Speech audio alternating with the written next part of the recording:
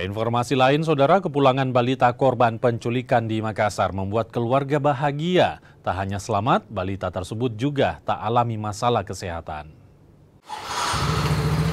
Suasana rumah Fitriani Syahrir di Jalan Pelita Raya Kota Makassar kini kembali ceria. Kesedihan dan kecemasan yang sempat menyelimuti kini sirna berganti dengan rasa syukur. Fitriani Syahrir merupakan ibu korban penculikan balita bernama Bilqis. Bilqis akhirnya kembali setelah sepekan hilang diculik. Kerabat dan juga tetangga terus berdatangan untuk memberikan dukungan moral. Dia kayak sudah ceria, saya lihat kembali bermain seperti biasa. Ada yang ingin disampaikan mungkin kepada pihak kepolisian?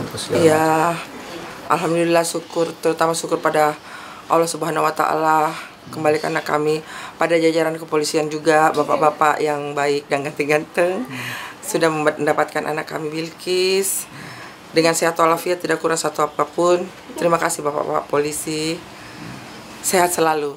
Kini keluarga berharap kasus penculikan Bilqis jadi pelajaran untuk lebih waspada dalam menjaga anak-anak.